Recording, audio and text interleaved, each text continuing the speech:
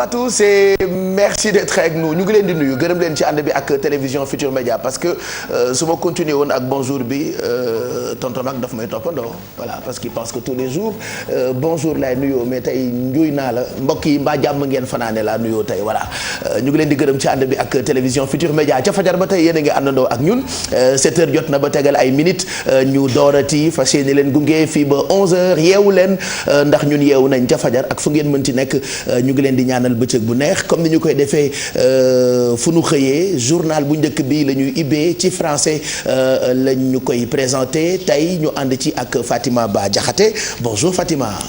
Bonjour Pape Cheikh, bonjour également à vous chers téléspectateurs. On y va pour le bulletin. C'est parti.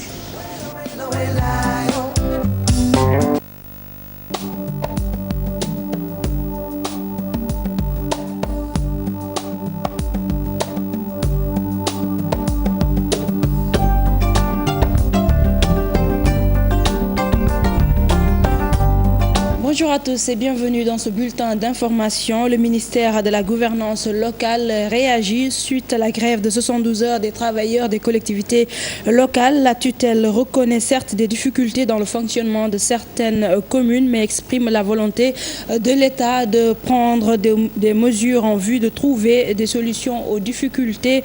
Le ministre révèle qu'en décembre 2015, il a dégagé une dotation de plus de 2 milliards de francs CFA pour le paiement des salaires des travailleurs.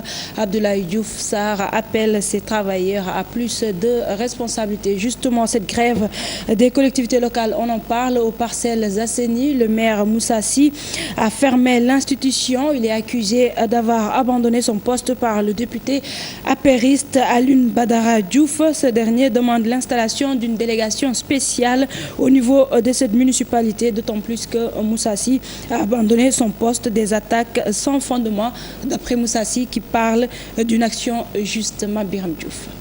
Le maire Moussa Sy, parmi les grévistes qu'il assume, mettant du coup la clé des locaux sous le paillasson puisqu'il n'y a aucun service pour 72 heures. Cela hérite Alioune Badara Diouf qui a commis un huissier. Il n'a pas le droit, lui, de faire la grève parce que c'est la première, il gère la première institution étatique de la commune. Donc, s'il ferme la mairie parce qu'il est parti en grève, ça c'est inadmissible. Je viens de faire, en tant que point focal des maires auprès de l'intersyndical, l'ensemble des mairies. Nous avons fermé, nous avons été solidaires avec nos agents. Nous avons pris cette décision. La mise en place d'une délégation spéciale à la mairie des Parcelles Assainies, c'est ce que veut le député de la paire à travers la saisine ce mardi de la tutelle. Saisir le ministère des collectivités locales pour lui dire quand même ce maire-là, il sabote. Ce maire-là n'est pas là pour les populations des Parcelles Assainies. On demande qu'une délégation spéciale soit installée aux Parcelles Assainies. Délégation spéciale par rapport à quoi? Moi j'ai 400 agents, personne n'est venu au travail. 400 agents, j'ai payé 509 millions de salaire. Ils la cherche du buzz, ils ne connaissent rien du tout. On les a battus aux élections. Loin des considérations politiques, Moussa Sy dit agir ainsi juste par conviction et par solidarité. Je suis d'aucun parti politique depuis 3 ans. Je n'ai participé à aucune réunion politique d'aucun parti. Depuis 3 ans, je ne suis dans aucun parti. Et je ne compte plus être dans aucun parti politique. Donc je n'ai pas de problème politique, moi. On ne peut pas faire la politique en observant la grève ou bien en fermant la mairie des Parcelles Assainies. Ils pouvaient le faire autrement. À la mairie des Parcelles Assainies, pas de problème de salaire, seulement la mise en œuvre de l'acte 3 de la décentralisation est source de problèmes, dit Moussa Sy, toujours déterminé dans ce combat.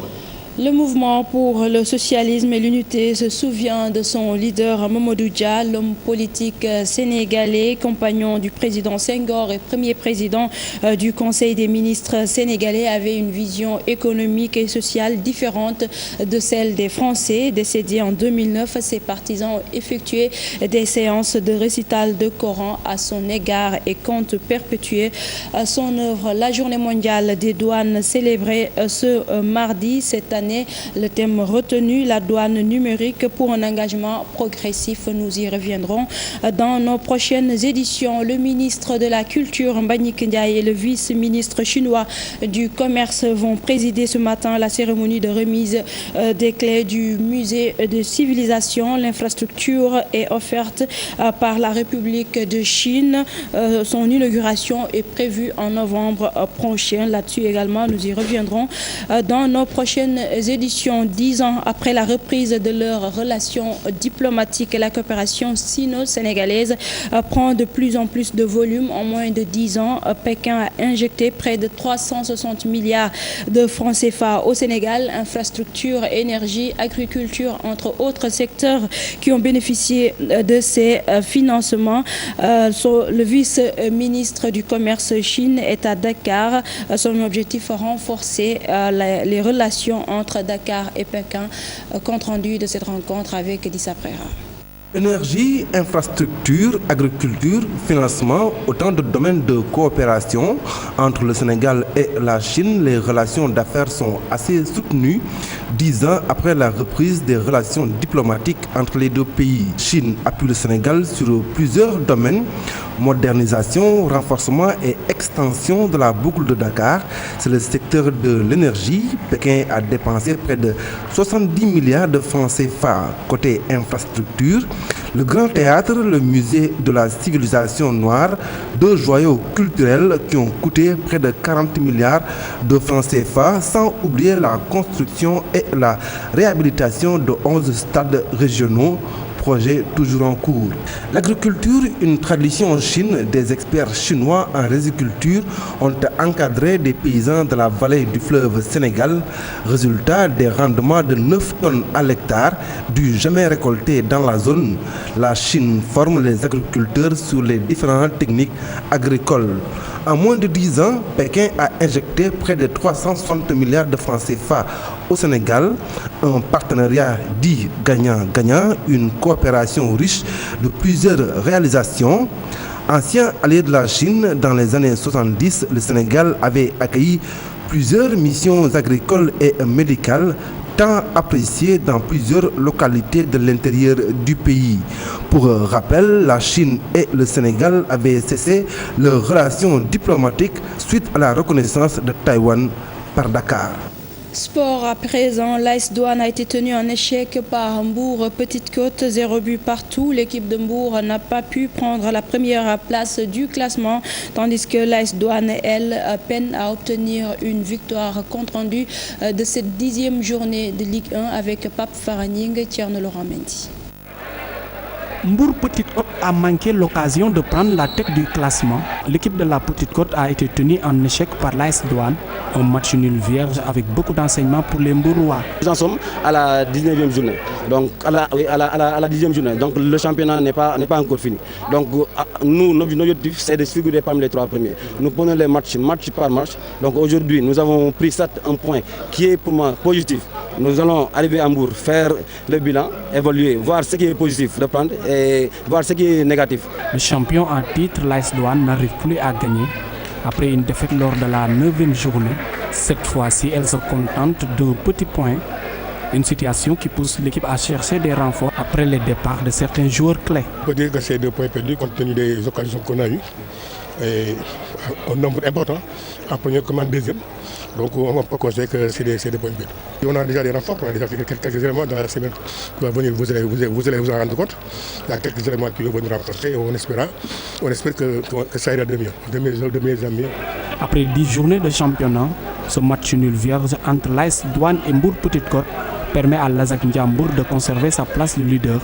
Mbour Petite Côte occupe la 2e place, tandis que l'AS Douanes traîne toujours en championnat. Lutte avec frappe après son triomphe dans le tournoi de la TNT. Ama Baldé est devenu la nouvelle star de la lutte sénégalaise. Un combat sans ténor et plébiscité, mais pour Ngagne Diagne, chroniqueur de lutte à la radio Futur Média, le fils de Falaye Baldé doit affronter d'abord Papa Sow. Je vous propose de l'écouter au micro de Cheikh Sadibou Diarra. maa ngi di laaj ay Modou Lo di laaj Lac de Guiers 2 di laaj Gris Bordeaux am na ci droit parce que tey booy xool prestation bi mu def daan Tapha Tine daan dus daan nangam daan. Ama Baldé réclame Modou Lo, Gris Bordeaux, Lac de Guiers 2. Il en a tout à fait le droit. Ces dernières sorties le lui autorisent. Reste à savoir si ces ténors vont l'entendre de cette oreille. Néanmoins, je vois pour lui une autre perspective. Un combat face à Papa Sow est plus juste avant de défier les premiers cités. C'est mieux pour son plan de carrière. buñ ko nangoo léegi war naa mën a taxaw waaye man li ma gis ci yoonu carrière moo Papa Sow war nañu mën a daje. Voilà, c'est la fin de ce bulletin. Merci de l'avoir suivi. L'info revient à 8h en wolof.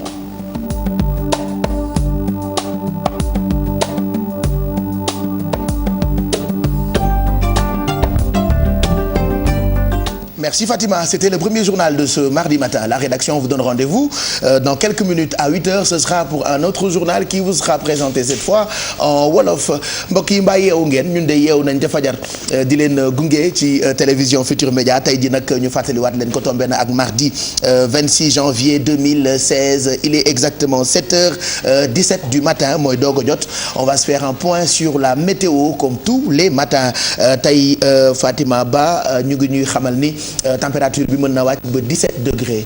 ba 17 degrés Pape Cheikh loolee nag ca bët Saloum réew mi lay doon ca Kolda ñooy am température bi gën a tuuti ci subateel gi di 17 degrés bi gën a mag di 24 degrés fii ci Dakar lay doon ci diggante bi Saint-Louis dina am 21 degrés Podor ak Matam 22 degrés Linguère ak Diourbel ak Kaolack 20 degrés Tambacounda 19 degrés la ñu fay am Ziguinchor 18 degrés ca Kédougou itam 19 degrés la ñu fay am bu ñu demee ba ci ngoon température yooyu dinañu yéeg ba yegg si 39 degrés loolee ca Matam lay doon bi gën a tuuti 29 degrés fii ci Dakar lay doon Saint-Louis dina am 34 degrés Podor itam 34 degrés lay am ci ngoon gi Linguère 38 degrés Diourbel 37 degrés Kaolack 36 degrés Tambacounda itam 36 degrés lay am Ziguinchor 35 degrés Kolda 34 degrés Kédougou 33 degré ba tey peexum fajar geek guddi gi moom la ñuy am daanaka fépp ci réew mi waaye ci diggu bëccëg gi itam tàngaay gu metti moom la ñuy am fépp ci Sénégal ñu wax ci li nga xamante ne moom moo di marée yi géej gi nag jamono ji dafa wàcc loolee mi ngi door bi ñeenti waxtu tegalee ñaar fukki simili dina wàccaat itam ñeenti waxtu ci ngoon bu tegalee ñaar fukki simili géej gi dina yéeg bi ci kaname fukki waxtu bu tegalee fanweeri simili dina yéegaat itam ci guddi fukki waxtu bu tegalee juróom fukki simili ñi nga xamante ni dañuy dem géej di wuti jën jàpp leen ni moment yu gën a am solo ci bëccëgu tey gi mi ngi toll ci diggante 2h15 jàpp 4h15 loolee passé na waaye bu demee ba ñetti waxtu tegal fukki simili ak juróom-ñaar jàpp juróom waxtu yu tegal fukki simili ak juróom-ñaar dina doon moment bu am solo ci nappkat yi jant bi nag moom bu ci kanamee tuuti lay fenk 7h39 ñu ngi yaakaar itam mu soo bu juróom-ñaari waxtu ci ngoon tegalee juróom benn simili Pape Cheikh. Voilà mu ngoog loolu météo bi la woon ñu ciy gërëm bu baax waa service national météo surtout Bamar Diagne mi nga xam ni moo ñu ciy jàppale ci ay xibaar ñu mën a xam climat beeg température bi lu mu ñu naral ci suñuy bëccëg ñu won leen yéenekaay yi ngeen mën a xam lan ngeen di lire tey jii ci bis bi laataa ngeen di génn seeni kër l'observateur dañu koy njëkkee tey jii xëy na ak kii di président Macky Sall yéenekaay bi di ñu xamal ci xëtam ni kale na campagne am pour 2017 ndax wóolu na boppam ci bu ñu référendumé wii la ak non moom nag njortu na ni wii bi moom mooy gën ci li nit ñi nar a wote. waaw Pape Cheikh loolee bu ñu sukkandikoo ci l'observateur moo xëy foofule wax ci wàññite mandat njiitu réew mi xam le ne Macky Sall daanaka am na firnde ne bu ñu yegsee ci bile référendum ñiy wax ne waaw nangu nañu ñu wàññi bile mandat ñooy ëpp ñiy wax déet ba tax na moom mi ngi waajal élection présidentielle bu 2017. Boy Djiné yéenekaay yi am nañu xëy ak moom laas mu ñuy nettali naka la ñu ko bloqué ci dëkk bu ñu naan Gambie alors Boy Djiné mooy kooku nga xam ni ci kaso bi la rëcce woon imbroglio autour de rapatriement.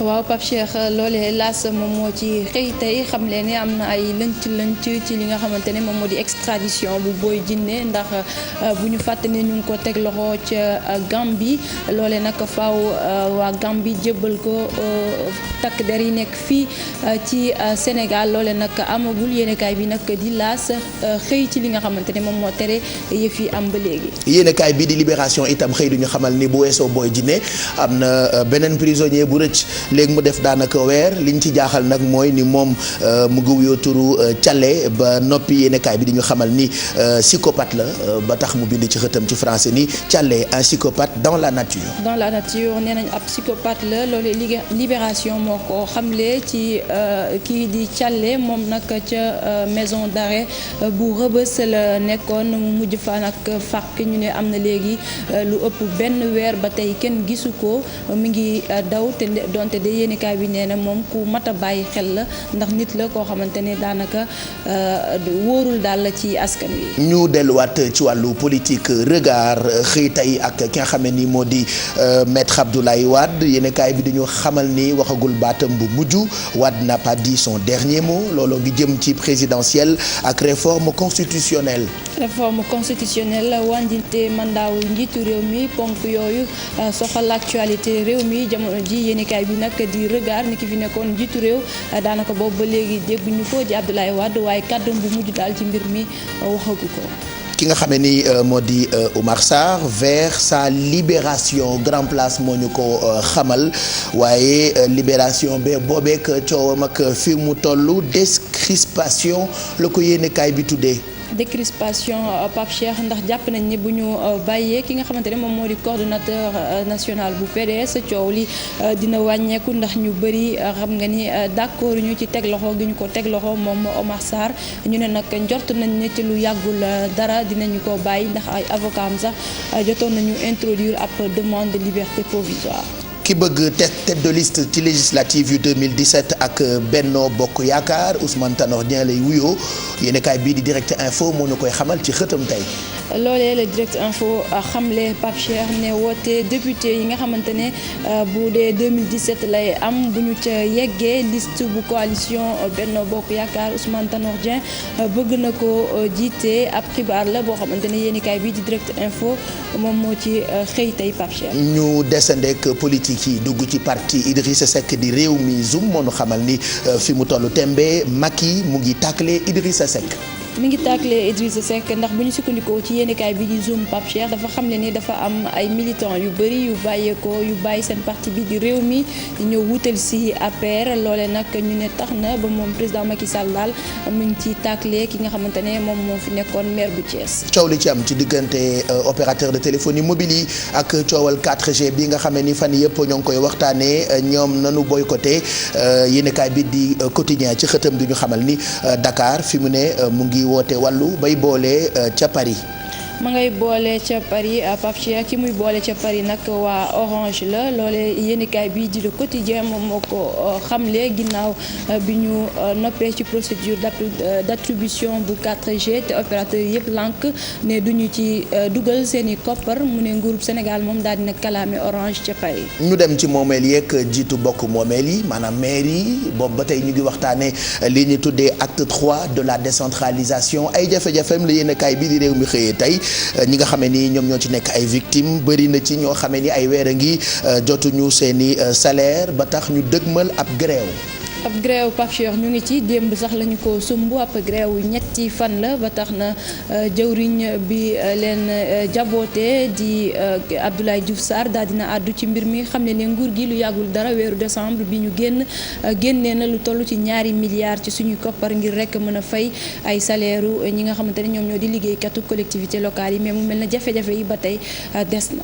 yéenekaay bi di évidence xëy na tey ak mbir moo xamee ni ñu bëri seetlu nañu ko fan yi ci réew mi muy dog-dogu courant yi maanaam coupure yi dafa dellu si waat loolee évidence mu ngi ñuy xamal ni c'est le retour du noir. le retour du noir Pape Cheikh yéenekaay bi di l'évidence moo fa xëy ginnaaw bi ñu nemmee ko comme ni nga ko waxee ay dog-dogu courant fan yi ci yenn gox yu bëri fii ci Ndakaaru mu ne nag mbaadu jafe-jafe yi nga xamante ni dafa amoon ca Senelec day waaj sonalaat askan wi loolee nag ab laaj la bu sampu ci yéenekaay bi di l'évidence.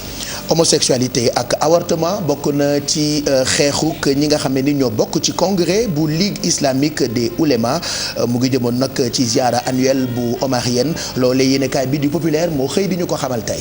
waaw Pape Cheikh ziar bi jeex na ni ki démb altine waxtaanee nañ fa nag lu bëri lu soxal actualité réew mi bokk na ci mbirum góor jigéen yi nga xamante ne fan yi bëri na lu ñu koy tudd waaye itam avortement médicalisé loolee yëpp nag doon na ay ponk yoo xamante ne nitu diine yooyu ñoom ñu ne ànduñu ci benn yoon. Djilo Bodji ku ko xamul dégg na ko ci wàllu football ak suñu équipe nationale moom la yéenekaay bi di stade xëyee tey ma ngi ko fekk ci dëkk bu ñu naan Chelsea.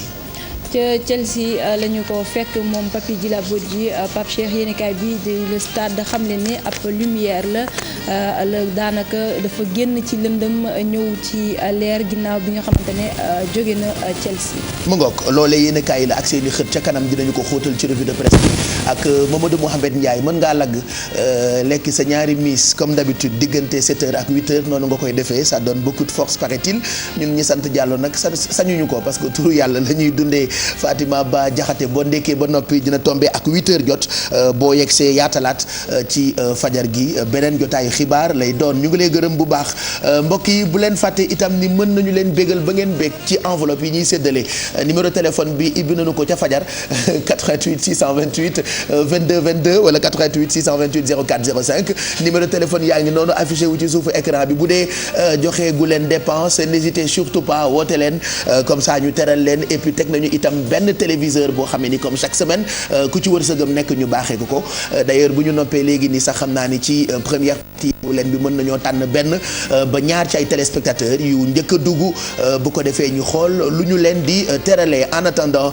on retrouve Mado ce matin pour horoscope bi. Zeyna nous a fait faux bon elle est malade on pense à elle, on la retrouve certainement demain wala après-demain pour horoscope bi ak météo bi. Horoscope bi nag tey dañ ciy ànd ak Mado.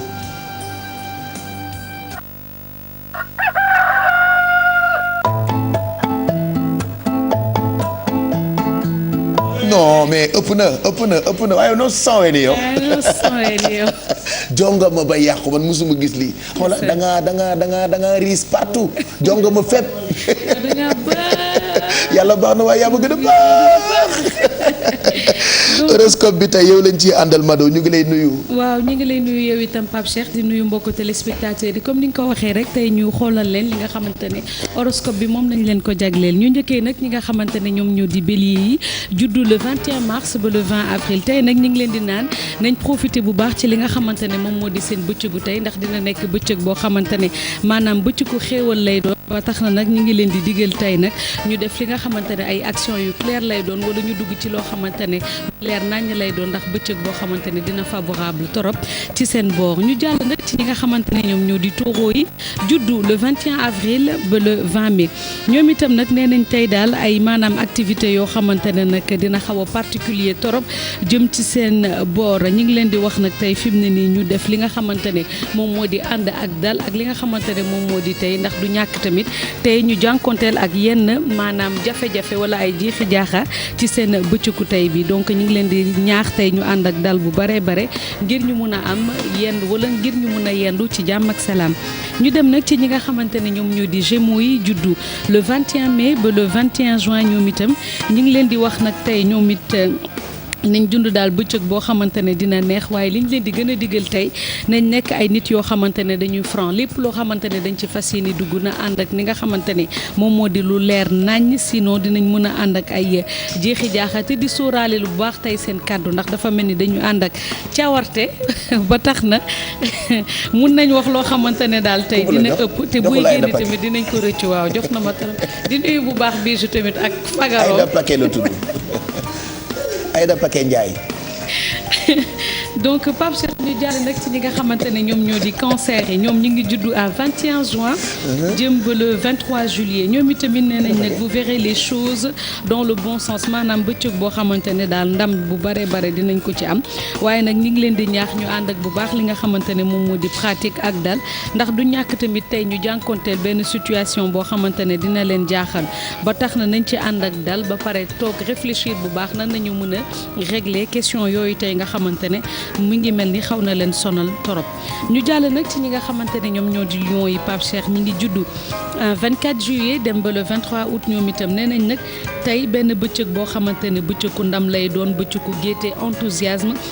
dinañ ci bég maanaam torop waaye ba tax na ñi ngi leen di wax tamit nañ maanaam bégal ñi nga xamante ne dañu nekkee ci seen biir xol ñu bëgg leen torop te ñi ngi leen di ñaax aussi ci seen wàllu liggéey ñu bàyyi ci torop li nga xamante ne moom moo di xel waaye bu fekkee ne ay jigéen nañ tamit ñu doon ay ñoom itam dinañ am ndam bu baax waaye xam nañ ni daal lëkkaloo tey dina bare torop ci seen diggante ak ñi nga xamante ne moom moo di xale yu góor yi.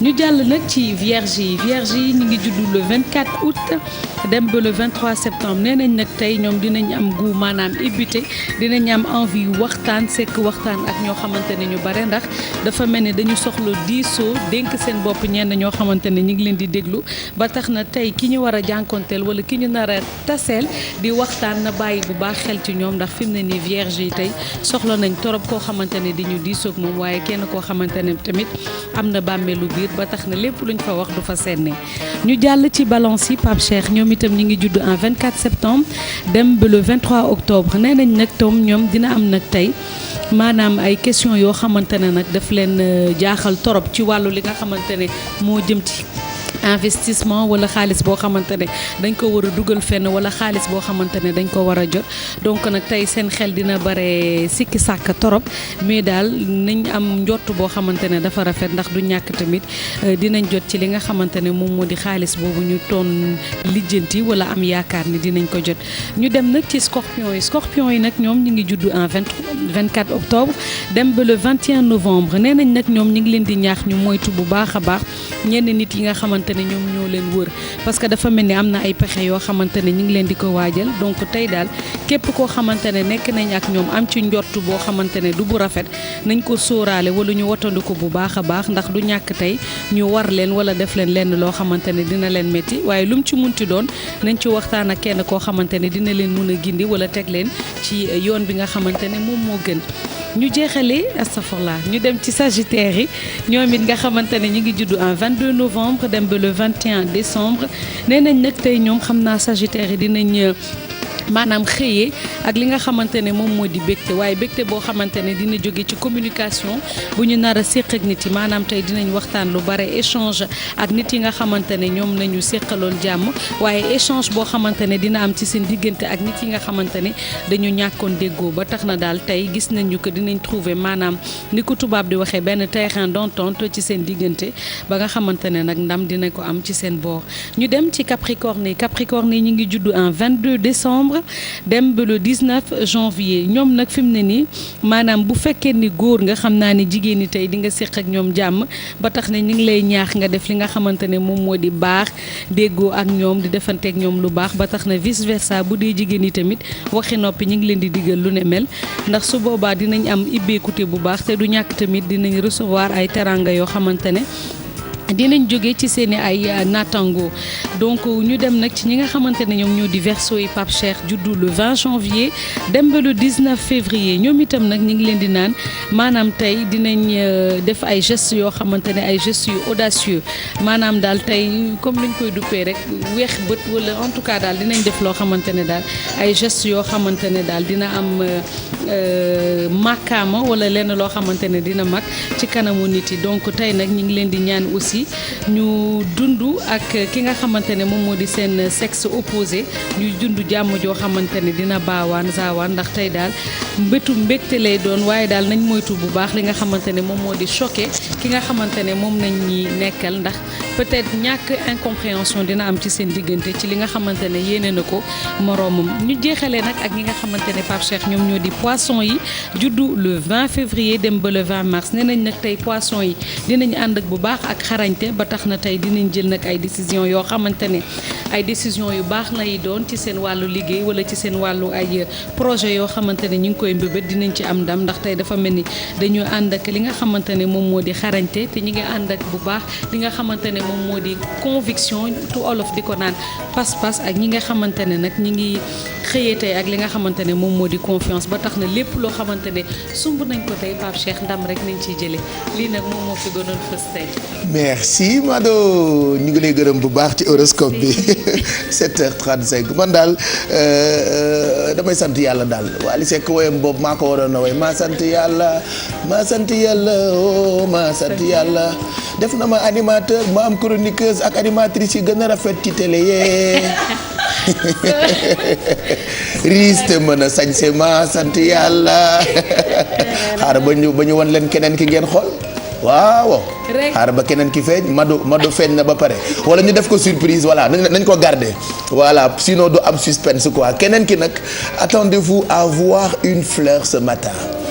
On ne va pas la montrer tout de suite dañuy garder suspense bi suspense bi dañ koy garder du ñu leen woon keneen ki mais keneen ki moom oulala elle est trop belle quoi elle est trop belle on ne vous la montre pas tout de suite pour le moment ñu dalal seen xel voilà ñu won leen ci tuuti rek merci appréciez un tout petit peu keneen ki voilà elle vient d'arriver yow xanaa xamoo ki yore caméra wam xanaa xamoo ki yor caméra wam moom dafa na ma bëgg mu jël congé sax je te jure oui je suis trop fatigué période bi petit jël congé nga noppalu 4 mois boo bëggee xanaa xamoo ki ko yor dañ ci wone aslëf rek ci keneen ki pour vous dire on vous donne juste une idée de comment elle est ce matin keneen ki je vous donne pas son nom mais ce sera une surprise kan mooy invité surprise bi astafurlah kan mooy keneen ki surprise u tey ci suba donnez peut-être vos réponses sur Facebook elle est en train de bouger son corps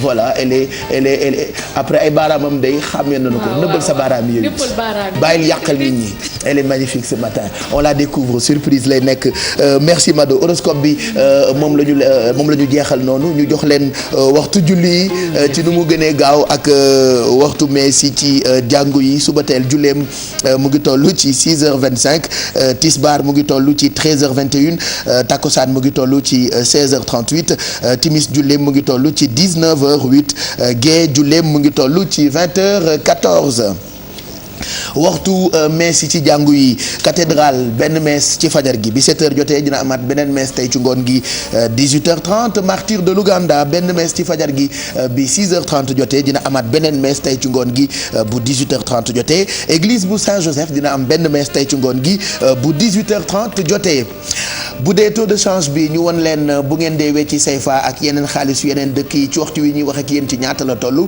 un dollar américain mu ngi toll ci 608,992 francs CFA un euro mu ngi toll ci 655,957 francs CFA une livre sterling xaalisu Grande-Bretagne mu ngi toll ci 859,292 un yuan chinois mu ngi toll ci 91,6128 francs CFA loolu taux de change bi la. On vous montre encore un tout petit peu de keneen ki mooy surprise u fajar gi suspense la ñu koy bàyyi ñu mën a wanaat leen tuuti ci moom regardez on la découvre dans quelques minutes. Elle est magnifique ce matin franchement c'est comme une fleur elle brille mais toi aussi tu brilles toi aussi tu brilles keneen ki on la retrouve mu ngi ci waañ bi moom tamit ka ca des moom jarul sax ne bu xool leen ko mu ngay histoire ak ay kuddam ay paakaam avec ses petits yeux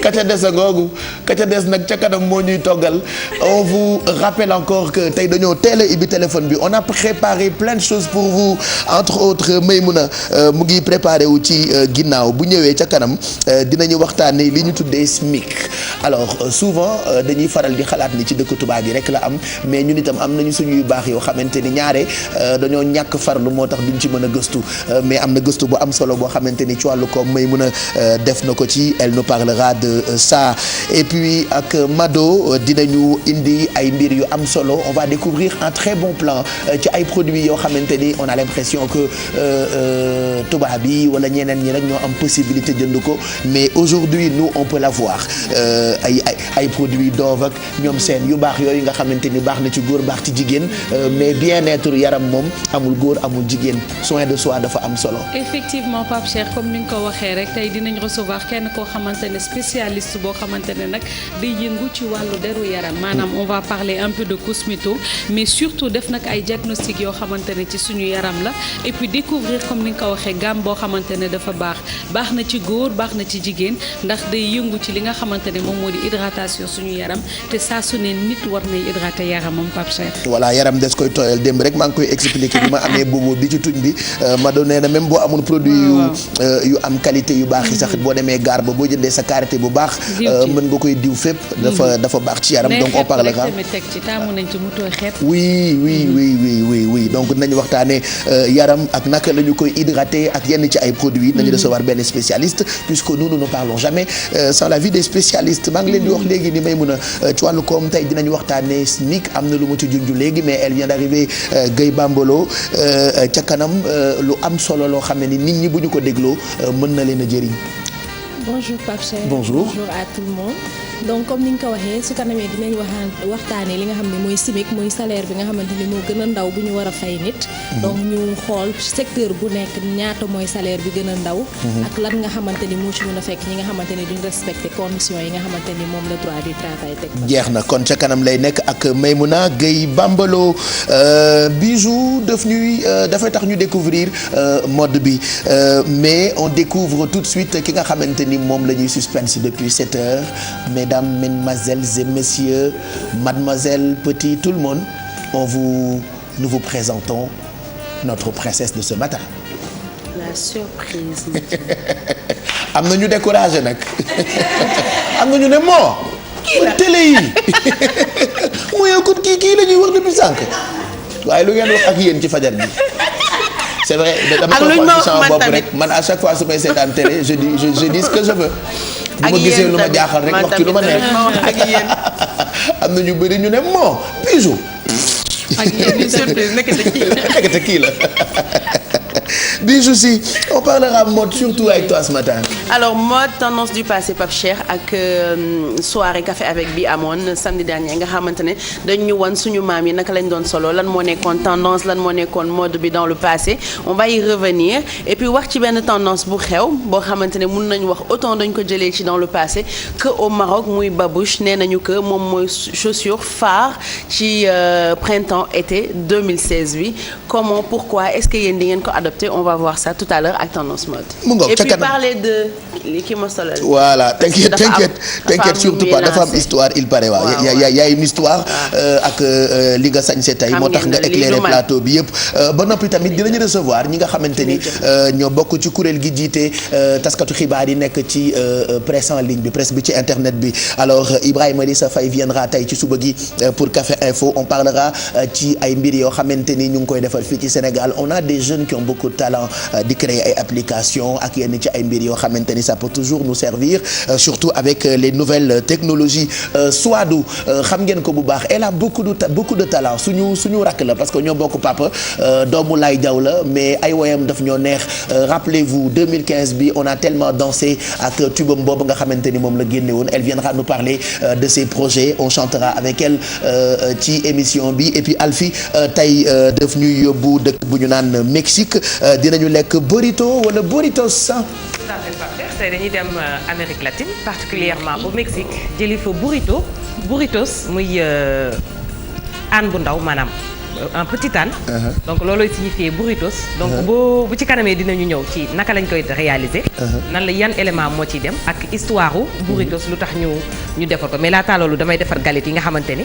ñooy ay. lu mu tuddati. bu bon quoi bu lekk bi fi lekk bi dugg c'est ça. waaw fi lekk bi di enveloppé wu maanaam. d'accord xam nga ñoom mës nañ fi defar des tortillas. à base de pomme de terre. bii nag mooy tortilla bi nga xamante ni ci la ñuy enveloppé burritos bi. maanaam ci moom lañ koy lekkee. donc on va lii mooy bu industriel bi on va essayer de réaliser boo xamante ni ñun ñoo koy defaree suñu bopp. après on va comprendre naka lañ koy defaree. est-ce que waaw ñu wax naka lañ koy defaree Pape Cheikh. d'accord Odel Pass. avec les beurre Sofia. Odel Pass. Odel Pass. yàlla baax merci donc ca kanam loolu nga ñuy toggal ñu ànd ci ak beurru Sofia. Maintenant ce qu'on va faire laata ñuy ànd ak Olympique Club puisqu'ils sont dans les jardins de Yeewu Leen pour jox ñu quelques exercices yoo xamante ni mën na tax ñu noddanti suñu ay nor on vous propose suñu wayu ndëpp comme tous les jours heure bi am na way bu ñu leen di tegal wayu ndëpp bi du mooy yaakaar Mame Marie Sène yaa ma toppatoo aye c'est un très beau titre.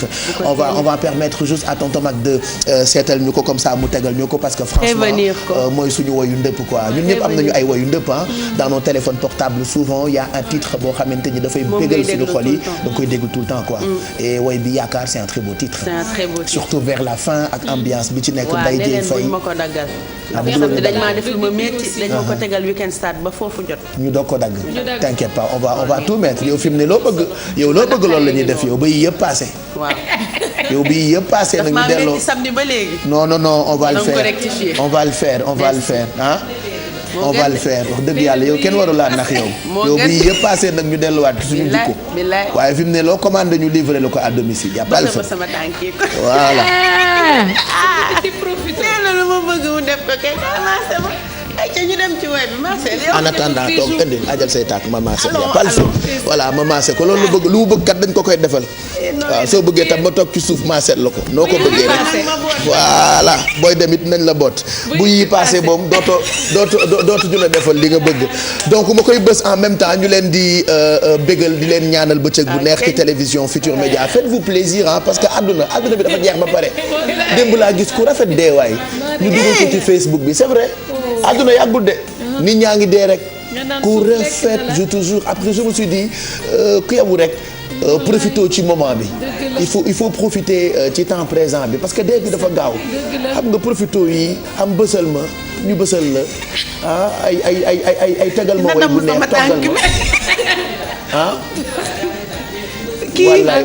wallaay dina dam tànk lu mu bëgg rek ñu defaral ko ba yi passé ah allez on vous offre ce très beau titre bu fekkee pare na ci ginnaaw Youssou Ndour moo ko woy mu ngi ci delloo njukkal nag bu baax Alaaji Doudou Ndiaye Coumba Rose kii da sama rakk di ma wéttalee Alaaji Doudou Ndiaye Coumba Rose sa kuwe seng yow bi yi passé dootu ñu la defal yi yëpp merci bu yi passé waaw. De cette chanson on reprend aussi pour rendre hommage à un grand homme qui est parti récemment Doudou Ndiaye Coumba Rose le maître des villes et aussi notre regretté père Alaaji Wee Seng Faye yaakaar.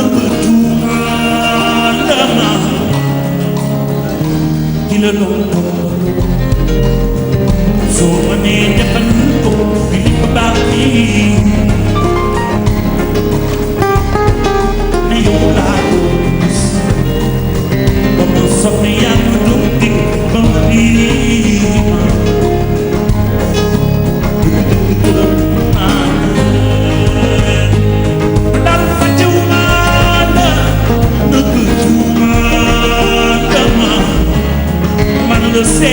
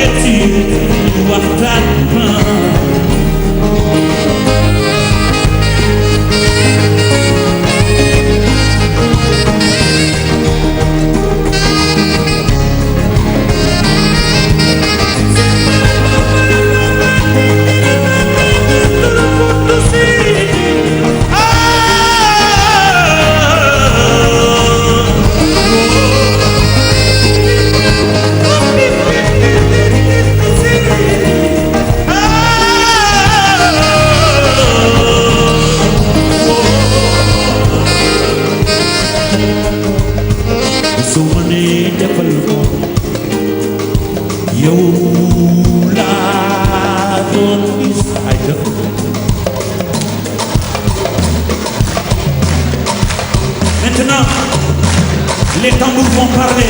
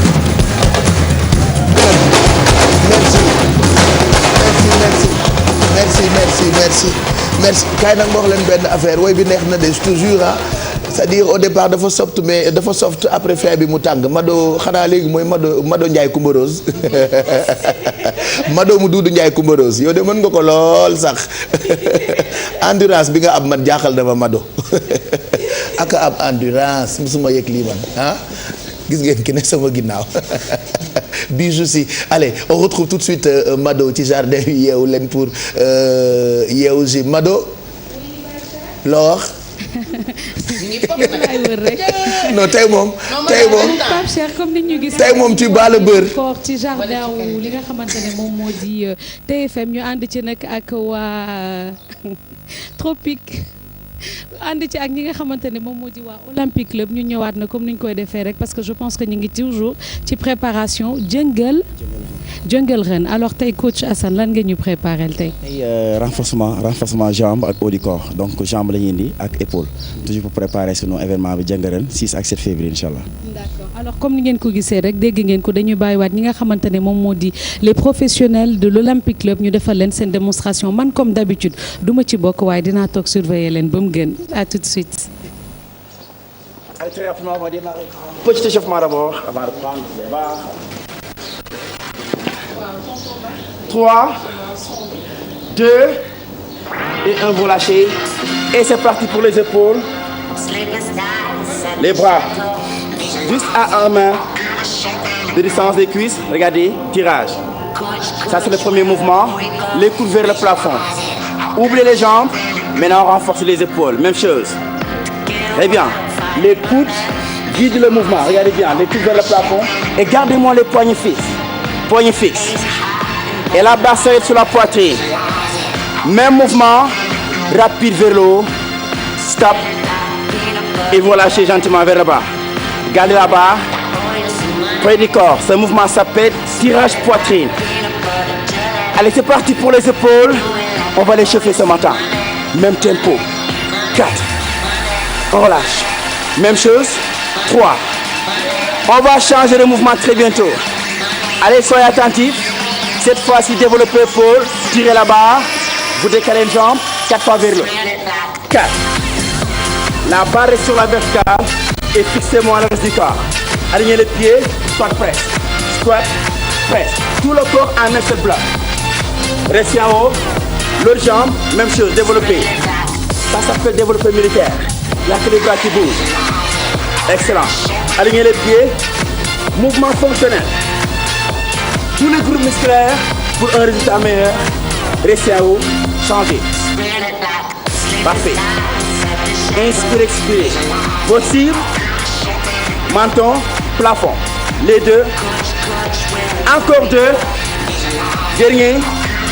Changez de jambe rapidement. 8. 7. 6. 5. Allez, on termine. 4. 3.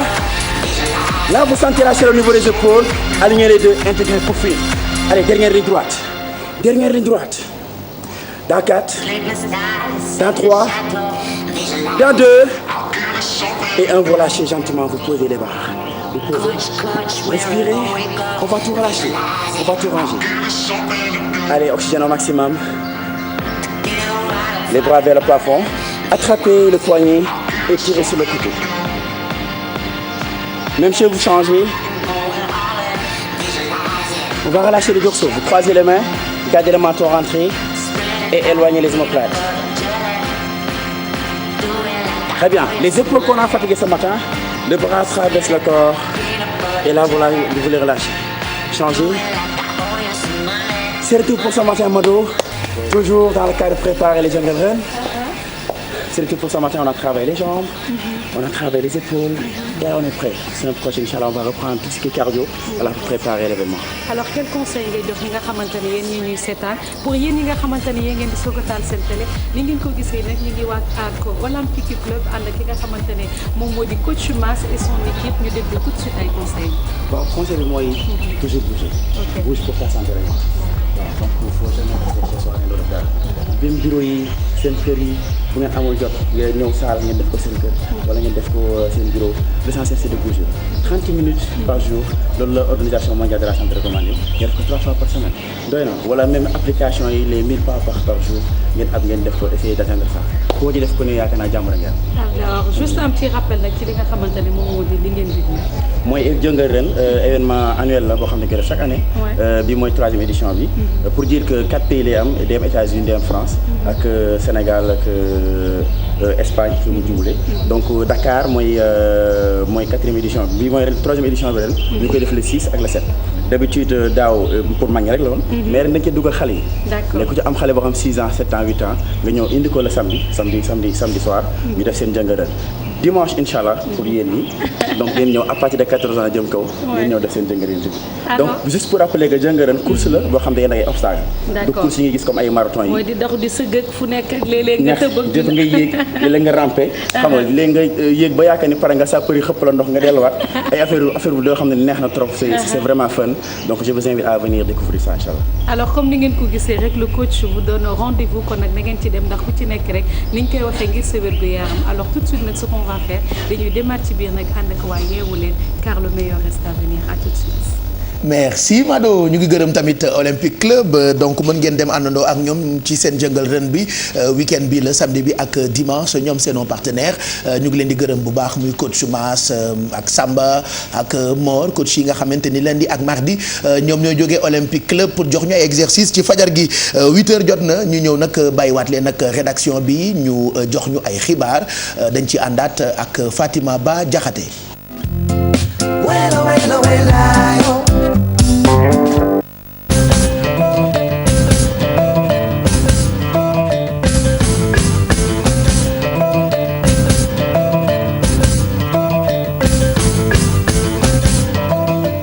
di leen nuyu di rafetlu seen ànd ak Télé Futurs Médias xibaar yi ñu doore kook ministère bi ñu dénk wàllu gouvernance locale àdduna ci grève bi nga xamante ne liggéeykatu gox-goxaan yi sumb nañ ko ni ki démb moom nag li mu xamle moo di ne ay jafe-jafe dëgg la am na waaye nguur gi mi ngi rek taxaw ci tànk fexe ba indi ci ay saafara ci noonee sax nee na moom Abdoulaye Diouf Sarr ci weeru décembre bi daanaka lu toll si ñaari milliards ci suñu koppar génnee nañ ko ngir rek fay li nga ñi nga xamante ne ñoom ñoo di liggéeykatu gox-goxaan yi lu mu bëgg ci ñoom léegi moo di ñu ànd ak responsabilité ci xeex bi nga xamante ne sumb nañ ko ci bile grève la ñuy des di wax ndax Moussa Sy di maire bu Parcelles Assainies moom dafa tëj mairie ba dem yoonam ki nga xamante ne moom moo di Alioune Badara Diouf maire bu APR député bu APR la moom li mu xamle moo di ne Moussa Sy abandon de poste la def ba tax na war nañ faa indi ab délégation spéciale ngir rek liggéey bi ñu mën koo wéyal foofu le moom Moussa Sy itam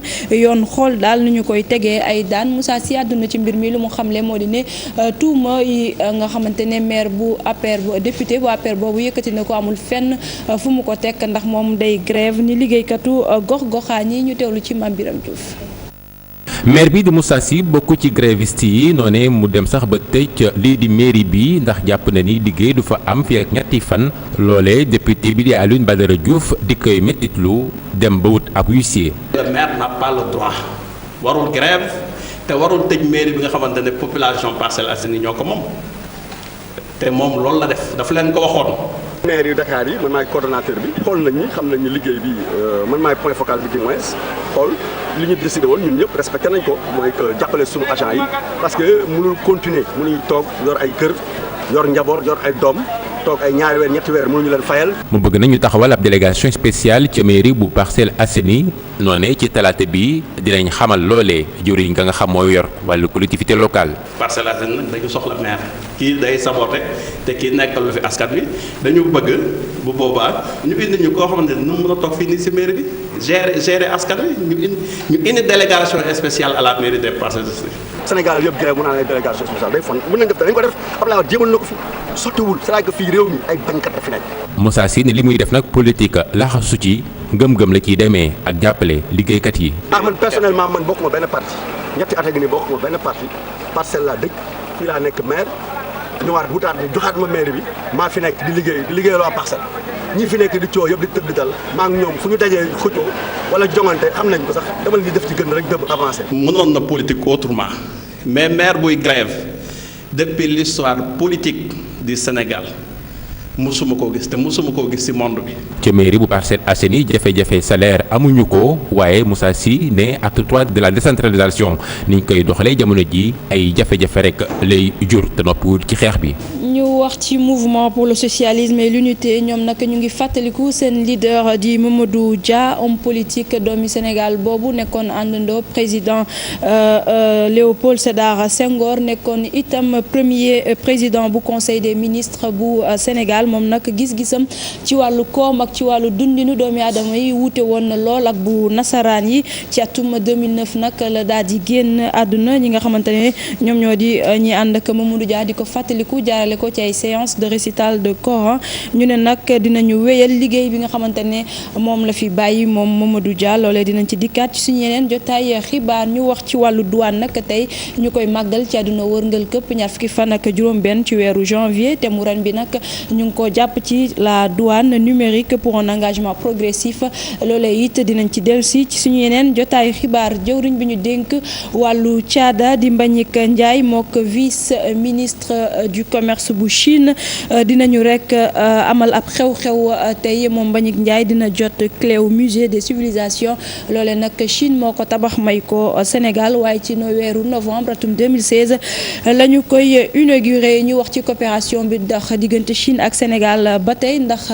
bu ñu seetloo lu ëpp juróom-ñetti téeméeri milliards ci suñu ay koppar Chine jot na ko dugal fii ci Sénégal rawatina ci secteur yi di énergie agriculture ak li nga xamante ne moom moo di wàllu infrastructure loolee nag rafetlu nañ ko bu baax a baax ba tax na nag ñu ne nag li ñu bëgg moo di gën a rataxal diggante bi yeneen projet itam ñu ngi ci kanam ñu teewlu ci di saprera muy wàllu mbay énergie infrastructure jafe na domaine boo xam ne Sénégal ak Chine amuñu ci coopération fukki at ginnaaw ba ñaari réew yi tàmbali waate seen jëflante ci wàllu diplomatie république populaire bu Chine taxawu na Sénégal ci pàcc yu bare ci wàllu courant bi diggante 2005 jàpp 2010 Chine dugal na lu ëpp 70 milliards ci li ñu dippee boucle de Dakar di ab centrale buy dooleel capacité de production bu Sénélec ginnaaw énergie infrastructure yi tamit réewum Chine def na ci ay jéego lu ci mel ni Grand Théâtre ak musée de la civilisation noire Pékin dépensé na ci lu toll ci 40 milliards de francs CFA yu bokkul ak fukki stade ak benn yi nga xam ne réewum Chine mu ngi koy tabax ci biir réewum Sénégal ku wax Chine xel dem ci wàllu mbay coopération diggante ñaari réew yi tax ay experts chinois di former baykat yi Sénégal ya nekk ci vallée du fleuve résultat 2008 jàpp 2013 riziculteurs yi am nañu ay rendement de 9 tonnes à l'hectare muy lu mësta am ca zone boobee chinois yi dañuy former baykat yi ci ay techniques yu bare ci fukki at Chine dugal na lu ëpp 360 milliards de francs CFA fii ci Sénégal muy ab partenariat bu Chine di gagné Sénégal di gagné ci fàttali ci année 70 yi Chine daana yónnee ay docteur ci dëkk kaw yi mu doon ay mission yoo xam ne askan yooyee daanañ ko rafetlu. ci wàllu tàggat yaram la ñuy yegg si wax ci fukkeelu journée bu Ligue 1 ak match bi doxoon diggante AS Douane ak Mbour Petite Côte ndam demul ndam dikkul te it kenn dugalul dara 0 but partout de Mbour nag ñu ne dafa raté rek ab occasion ngir toog ca boppu classement ba Douane moom ay jafe-jafe la ñu am ngir rek am victoire ci compétition bi ñu teewlu ci ab compte rendu bu Pape Fara Gningue Thierno Laurent Mendy. Mbour Petite Côte raté na occasion nag daal di jël li nga xam ne moo nekk bopp classement bi équipe bu Karim Mané bi nag dafa match nul ak AS Douane kenn dugalul sa morom dara match nul boobu nag ñoom jàpp nañ ne jëlee nañ ci ay jàngat yu bëri. objectif bi mooy ñu am certes ñu def benn résultat positif ñaari aspect la ñu am 3 points wala ñu am benn point donc yàlla mel nañu tey ñu am benn point donc c'est la 3e fois ñu jouer pour war a am première place bi mais nekkul obsession boo xam ne ñun dañ ci taxaw Mbour Petite Côte suñu wéy ci mooy ñu figurer ci 3 premiers je pense que point bi ñu jël nañu permettre au moins ñu revenir à la 2e place donc mën a concentrer bu baax pour aborder suñu yeneen match yi. ki jëloon championnat bi daaw di AS Douane nag moom ba léegi mu ngi am ay jafe-jafe ngir gagné benn jongante gannaaw lajj bi nga xam ne def na ko ci bëccëg bi weesu benn poñ rek la jël ni ki tey bi muy recevoir dañu mel naka tax ba équipe bi ne dinañ yokk yeneen i jour gannaaw ba jour yu mag yu bëri dem ca biti réew. donc mën nañu considérer que c'est des points perdus mais nag comme championnat la benn point boo jël tamit baax na ndax surtout compétition bi mën nañu après aussi mais duñ ci craché parce que aussi on avait perdu la fois passée cette fois-ci on a un point te championnat la prochainement on va essayer de faire mieux mais finalité nag la ñuy xaar ko dans la semaine daa am na ñu bari ñu war a ñëw donc espérons que ñooñu bu ñu ñëwee tamit renforcer équipe bi dina gën a jëm si kanam ko. gannaaw fukki bëccëg bañ ko joué ci championnat bi match nul bi nga xam ne kenn dugalu sa morom dara diggante AS Douane ak Mbour Petite Côte loolu tax nag ba Lasak Ndiambour mooy des nag ci bopp classement boobu Mbour Petite Côte jël ñaareelu pàcc bi waaye AS Douane mi jëloon championnat ba léegi yeewoogul ci bile championnat. Pape Fara ñi ngi ci wàllu lamb la ñu yegg si lutte avec frappe wax ci ndam li nga xamante ne Ama Baldé am na ko ndax moom moo jël tournoi bu TNT tax na nag ba jamono ji lamb ji daanaka ñëpp moom la ñuy waxtaanee ba tax na sax bëgg nañu taxawal ak combat am moom Ama Baldé ak beneen ténor bu lutte bi ki nga xamante ne nag moom moo di Ngagne Diagne di chroniqueur ci rajo Futur Média li mu xamle moo di ne Ama Baldé dafa war a bëreek Papa Sow ba noppi ñu teewlu ay kàddoom ci micro Cheikh Sadibou Diarra.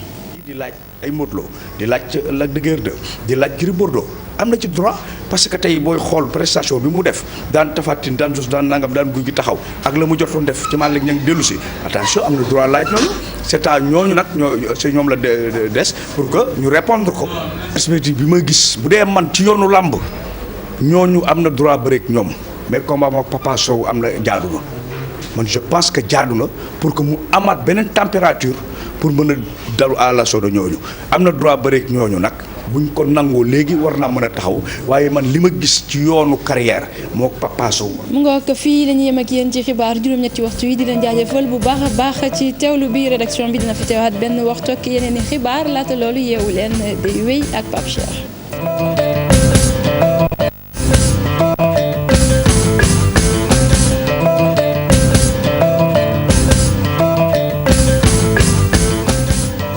ñeel na la Fatima Ba Diakhaté ñu gërëm itam rédaction bu télévision Futur Média ca kanam ci diggu bëccëg bi daañu àndaat ak ñoom bu dee yéen a ngi ñuy doog a jot ñu ngi àndandoo ak yéen ca fajar ba tey ñun ñëpp a ngi fi jóg leen ñu defar suñu mardi waxtu wi 8h14 mooy doog a jot ñu jàll nag ci correspondant yi tey dañuy dem Matam bu ñu fa demee dañu fay fekk ki ñu fa teewal di Ali Bandel Niang mooy suñu correspondant permanent ci dëkk bu riche boobu di Matam foofu la Fatima Ba Diakhaté mi journal léegi bàyyee ko Matam nag Ali Bandel ak voilà Adiatala sax waa Matam la donc tey dañuy dem sa dëkk pour bégal la nga mën a bàyyi xel ci say mbokk parce que Matam dëkk la bu riche Adia.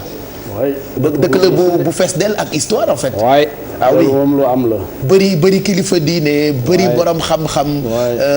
loolu ñun ñëpp xam nañu ko. ak nit ñu baax aussi. waaw ñu mel ni yow rek. waaw ñu mel ni man.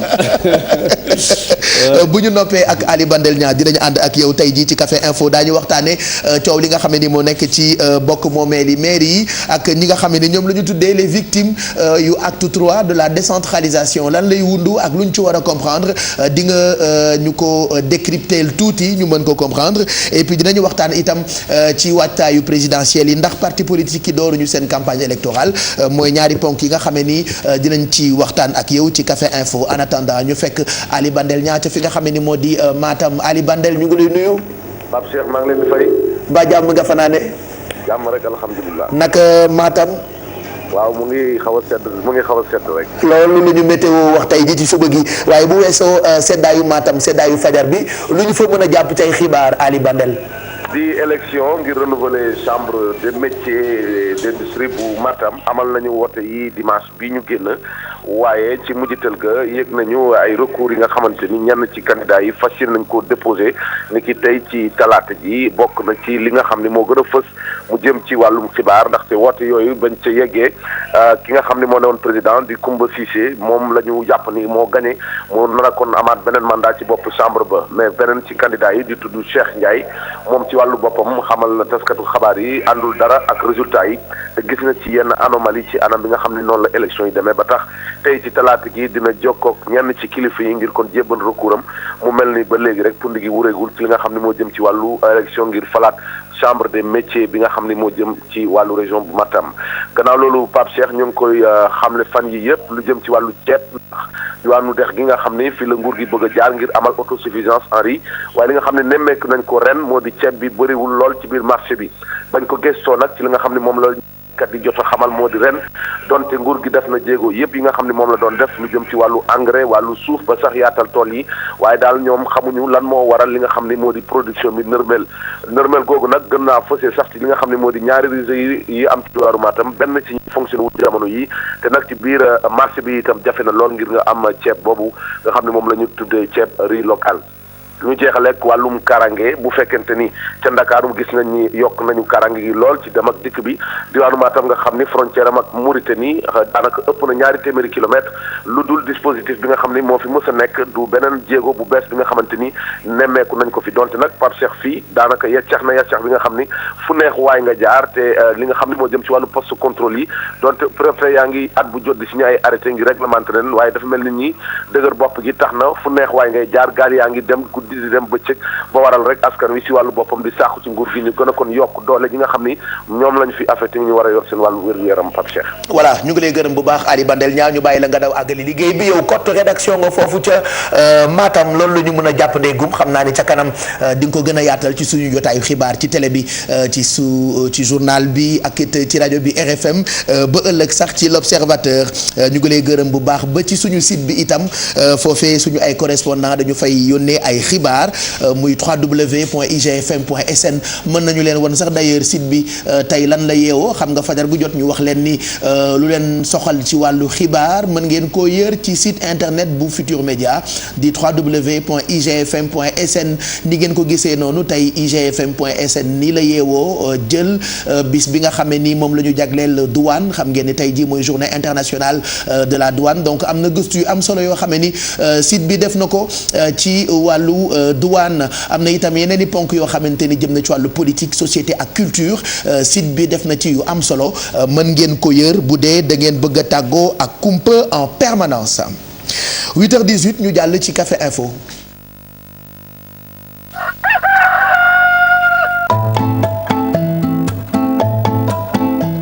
dëgg-dëgg àdduna amul solo jërëjëf Maxu Bey Café Info tey dañ ci ànd ak Adia Talla Adia ñu ngi lay nuyu gërëmati la ci sa teewaay ci yeewu leen bi grâce ak yéen taskatu xibaar yi amee xam-xam lool ci réew mi da ngeen ñuy dimbali du ñu décrypter ci tënk rek yi ñu jàpp ci wàllu xibaar ponk bu njëkk bi ñu bëggoon nga expliquer ñu ko tuuti mooy gréewuk ñi nga xam ne ni ñooy liggéey ci wàllu collectivité locale alors ñoom ñu ngi leen tuddee les victimes de l'acte 3 de la décentralisation ay grève ak arriéré de salaire ak tout ce qui s'ensuit coow loolu lan lañ ci mën a comprendre.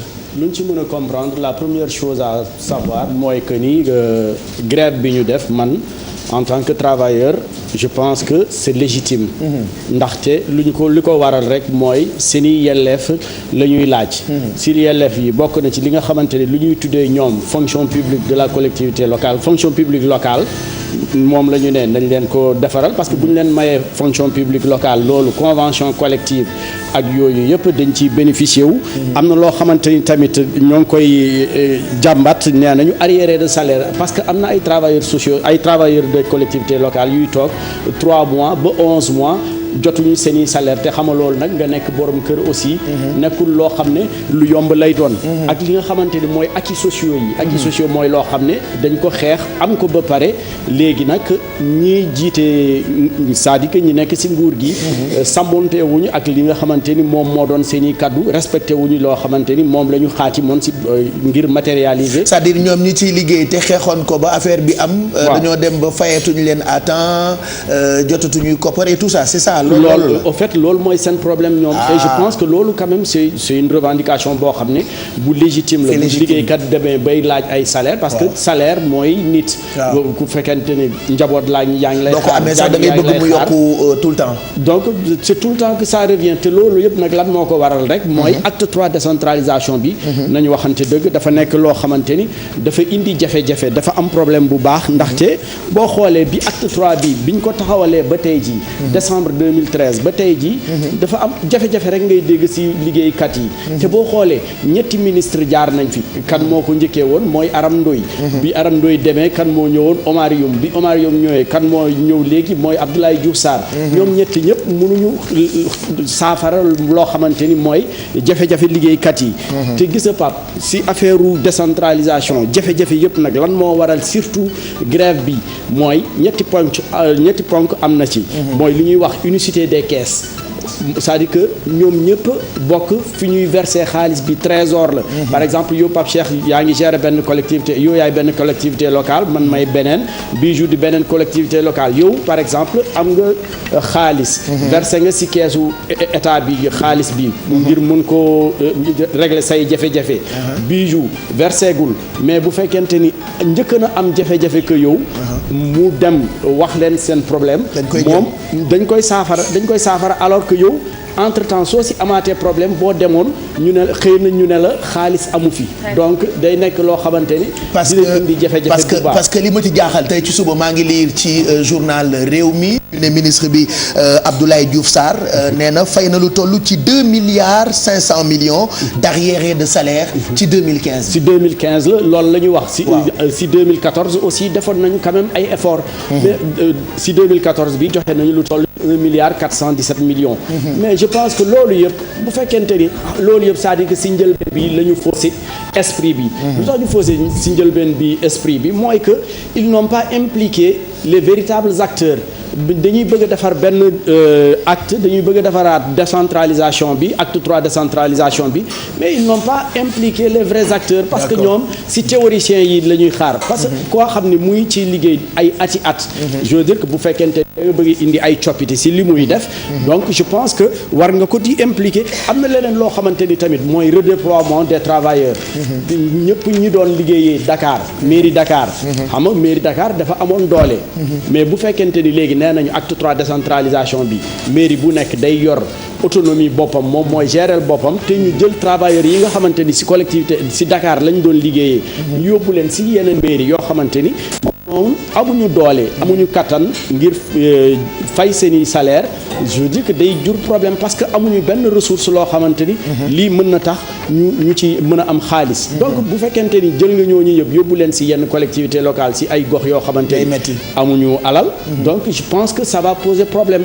te loolu nag dafa nekk loo xamante ni bu régler problème bi tey suba tamit dina amaat problème te man li ma jaaxal si grève bi mooy que lu tax maire yi dugg ci c'est-à-dire que maire yi bu ñu demee ba dugg si di jàppale ñi nga xamante ni ñooy travailleurs yi c'est parce que ñoom it xëy na dañ leen xocc donc problème dafa am donc je pense que acte 3 bi daal man ba fi ñu toll nii gisuma dara loo xamante ni am nañ ci loo xam ne ndam la wala loola tax boo xoolee tey ci ministre bi lu mu laaj si nee na il faut ñu woote conseil interministériel ngir saafara seeni jafe-jafe donc daal je pense que il faut ñu xoolaat mbir yi xoolaat nu ñu mën a waxtaanee si wàllu acte 3 décentralisation Pape Cheikh voilà Maïmouna mais Adia acte 3 bi xam nga bi ñu ko bëggee woon def aussi defoon nañ ci ay débat yu rëy avant ñi nga xamante ne ñu ngi ko doon appliqué te bi ñu doon def débat yi aussi ñoom lan lañ doon véhiculer comme message dañ doon wax acte 3 bi dina permettre communes yi développé wu mu am décentralisation des industries gën a libre autonome gën a autonome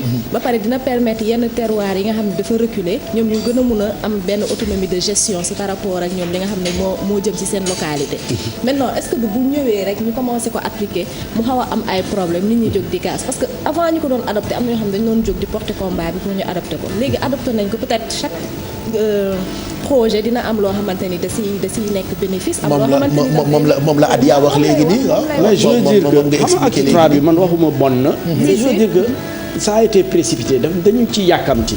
dañ ci yàkkamti parce que boo xoolee bu ñu newee par exemple commune boo xam ne amoo benn source de revenu amoo marché amoo dara loo xamante ni ñii mën na la jural xaalis mais nan ngay fayee say salaire lan ngay dundee coopération on m'a même dit selon benn enquête am na ci ay dëkk yu bëri yoo xamante ni dañu fa fal ay nit def leen ay maire mais paraît-il turu maire rek a fa nekk amuñu benn moyen amuñu oto amuñu salaire il paraît selon mes antennes ci yenn dëkk yu xaw a reculé nekk Sénégal donc finalement est-ce que am na njëriñ nga jiite bokk moomeel mais je veux dire que loolu rek la c'est-à-dire que dans toutes les localités du Sénégal ils ont ce problème là mais demal ci biir goxaan yi moo gën a metti que fii ci Dakar ñooñu c'est-à-dire que ils n'ont aucune source de revenu amuñu dara amuñu marché amuñu ay entreprise amul dara loo xamante ni dina leen jàppale ngir ñu mën a kii te xam nga population moom du comprendre loolu boo waxee rek da lay ne mairie defu fi dara. maire bi def fi dara alors que mairie amul moyen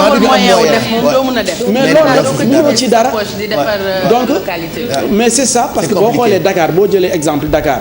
travaux yu mag yi mairie Dakar moo ko doon jël. mais léegi bu fekkente ni mairie bu nekk jox nañ la sa autonomie nga demal sa bopp. te mairie yi bul sol am na ñoo xam ne ils n'ont même pas 300 millions de budget bu baax waaw. nu ñuy régler seeni gox nu ñuy régler cat si biir dëkk bi lu ñuy régler su fekkente ni lamp yi dañu brûler wala Senelec coupé leen. mais loolu yëpp mënuñu ko régler parce que en tout cas man leer na ma ni monsieur le ministre Abdoulaye Diouf Sarr fajar gu jot day seetaan yeewu leen peut-être dégg na message bi comprendre na ko déjà 2015 bi comme communiqué bi mu génne nee na joxe nañu lu ëpp ci ay 2 milliards 500 espérons qu'il va tout faire pour saafara parce que jafe-jafe moom bu amee ci réew ba mu jaral ña ca bokk jóg digg réew la war rek mooy kilifa yi jóg waxtaan ba juboo waaw waxtaan ba juboo wut solution. mais am na beneen facteur aussi Pape bu mu la bëggoon rappeler aussi ci biir mairie yi ce qui se passe ñun ñëpp xam nañu c'est-à-dire que recrutement clientéliste politique moo fa am lépp mu ngi am ba léegi loolu non day am day continuer day am loolu mënoo ci dara y a des gens que tu retrouves dans les mairies amuñu benn liggéey te ñoo ngi leen di fay te yooyu yëpp aussi dafa war a di dañ c'est-à-dire que nit bu fekkente ni am na compétence liggéey ci mairie mu war a yor benn secteur mais je suis d'accord mais ñoo xam ne amuñu benn liggéey boo leen waxee ñu ne la mairie laay liggéeyee et pourtant ils sont très bien rémunérés ba pare defuñu dara. J'en sais quelque chose moi j'ai été agent municipal liggéey naa ci service communication bu ville de Dakar xam naa avantage u nekk agent municipal je l'ai été c'est-à-dire avantage yooyu laay jooy ba tey. et tu vois conséquences yu muy jur aussi ci seen grève bi. tu vois par exemple tey nga dem ci morgue di war a jël sa corps. ñu ne la dañu grève. munoo am certificat d'inhumation. c'est vrai munoo génnee sa corps. munoo am extrait de naissance sa doom juddu munoo am extrait de naissance. mënuñu célébrer sa mariage. mais c'est comme ça donc je pense qu'il y a beaucoup de conséquences donc je pense que daal nguur gi bu fekkente ni aussi dafa toll foo xamante ni ñoom.